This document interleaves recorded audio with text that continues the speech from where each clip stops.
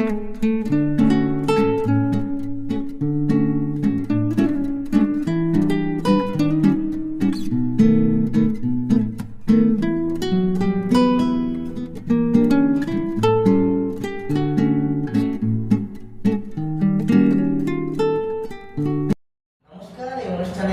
প্রত্যেককে জানাই স্বাগতম। আলোচনা করব আজকে এই চর্চার মাধ্যমে একটি বিশেষ গ্রহকে নিয়ে, যেটি প্ল্যানেটেরিয়াম সিস্টেমের মধ্যে অন্যান্য অনেক গ্রহবৃন্দের মধ্যে একটি অতীব খ্যাতিমান, দীপ্তিমান এবং অতীব গুরুত্বপূর্ণ আমাদের জীবন যাপনের ক্ষেত্রে যে গ্রহটি হলো ওয়ান অ্যান্ড অনলি ভেনাস, অর্থাৎ শুক্র।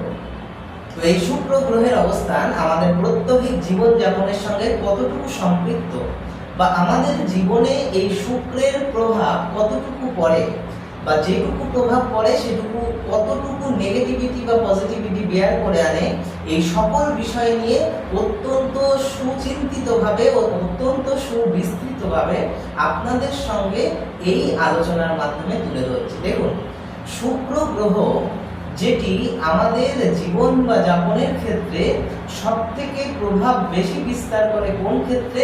এটি মহাজাগতিক সুখ স্বাচ্ছন্দ্য আমাদের জীবনে নিয়ে আসে। অর্থাৎ যে জাতক বা জাতিকার শুক্র অতীব স্ট্রং, তাদের ক্ষেত্রে কোন কোন জিনিসগুলো ভালো হতে পারে? অবশ্যই তাদের জীবনে নানা রকম অপরচুনিটি বা সুযোগ আসবে। কোন কোন ক্ষেত্রে? তারা কিন্তু প্রচন্ড ক্রিয়েটিভ হবে, এদের চিন্তা ভাবনা সর্বদা আউট অফ দ্য বক্স হবে, এবং এদের মধ্যে নানা রকম ক্রিয়েটিভিটি এবং সেই সমস্ত ক্রিয়েটিভিটিগুলোকে ফুলফিলমেন্ট করার মতন প্রচন্ড পরিমাণে দক্ষতা থাকবে। তাহলে কোন কোন দিকে এরা যেতে পারে? দেখুন, অনেকে জাতক বা জাতিকা তারা নাচের ক্ষেত্রে, গানের ক্ষেত্রে, বিভিন্ন প্রকার এক্সট্রা ক্যারিকুলাম অ্যাক্টিভিটি, স্পোর্টস এবং তার সাথে বিভিন্ন রকম ক্ষেত্রে তারা কিন্তু একটু অন্যরকম চিন্তা ভাবনার ক্ষেত্রে তারা এগিয়ে যেতে পারে। অনেকে আছে সাহিত্যের জগতে চলে যেতে পারে, কল্প বিজ্ঞানের দিকে যেতে পারে, বা কল্পনার জগতে চলে যেতে পারে।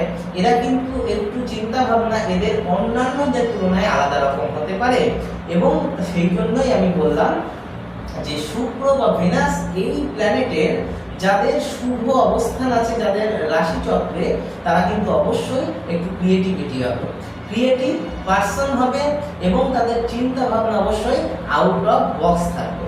দেখুন, সর্বপ্রথম যেটা আমি বলবো, এই যে শুক্র বা ভেনাস গ্রহ জ্যোতিষশাস্ত্র মতে এটি একটি বৃদ্ধ গ্রহ।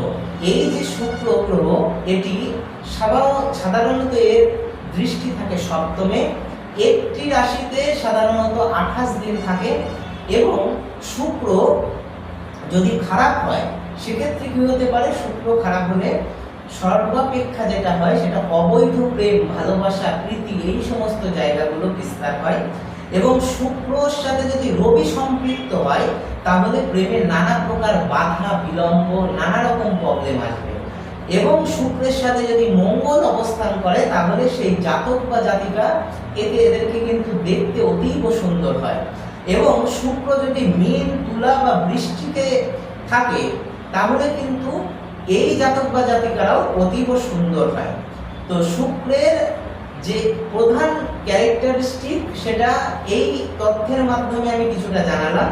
সুতরাং এক কথায় যদি আমরা বলতে চাই যে শুক্রের অবস্থান আমাদের জীবনের কোন কোন ক্ষেত্রে প্রভাব বিস্তার করে, সেটা আমি বলবো অবশ্যই আমাদের ক্রিয়েটিভিটির বৃদ্ধির ক্ষেত্রে প্রচন্ড পরিমাণে এর যে শুভ অবস্থান আমাদের ক্ষেত্রে নির্ভর করে। শুক্র স্ট্রং থাকলে তাদের চিন্তা ভাবনা অন্যদের তুলনায় অনেকটা স্বতন্ত্র হয়ে ওঠে।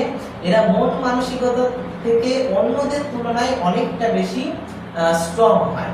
দেখুন, তার থেকে যে বিষয়টি এর নির্যাস সেটা হলো শুক্রের স্ট্রংনেস না হলে আমাদের জীবনে কিন্তু বাধা বিপত্তি বা প্রকৃত যে পার্থিব জাগতিক সুখ সেটা কিন্তু আসতে পারে না।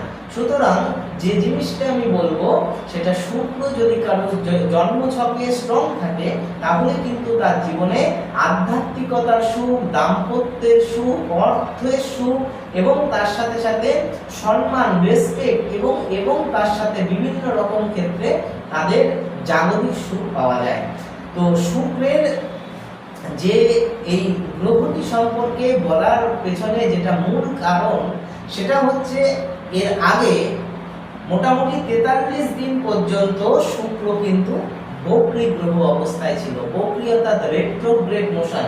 দেখুন, রেট্রোগ্রেড মোশন বলতে হচ্ছে যদি কোনো গ্রহ তার নরমাল ছন্দ থেকে ধীর গতিতে বা বাঁকা গতিতে চলতে থাকে তাহলে কিন্তু তার নির্দিষ্ট লক্ষ্যে পৌঁছতে দেরি হয়। অর্থাৎ এই বক্রী মোশনে যতদিন ছিল শুক্রের অবস্থানের ফলে কিন্তু জাতক বা জাতিকার জীবনে নানা রকম সমস্যা আসছিল। কিন্তু আগামী 13 এপ্রিল মীন রাশিতে এই শুক্র মার্গী হচ্ছে। মীন রাশিতে মার্গী হলে শুক্রের অবস্থান আবার অনেকটা স্ট্রং হবে এবং বেশ কিছু রাশি চক্রে যাদের শুক্র রিলেটেড প্রবলেম হচ্ছিল তাদের কিন্তু এই রিলেটেড প্রবলেম অনেকাংশে সলভেন্সির জায়গায় চলে যাবে এবং তারা ভালো দিকগুলোই কিন্তু অনেকাংশে খুঁজে পাবে এবং তারা অনেক ক্ষেত্রে সুযোগ পাবে যে সুযোগগুলো এতদিন তারা পেয়েও পায়নি। সুতরাং শুক্রের অশুভ অবস্থান থেকে আগামী 13 এপ্রিলের পর থেকে শুভ অবস্থান আসতে চলেছে। তাই শুক্রের স্ট্রংনেস হওয়ার জন্য যে সমস্ত জাতক বা জাতিকারা অপেক্ষা করে আসেন তাদের কিন্তু অবশ্যই আগামী দিন ভালো যাচ্ছে।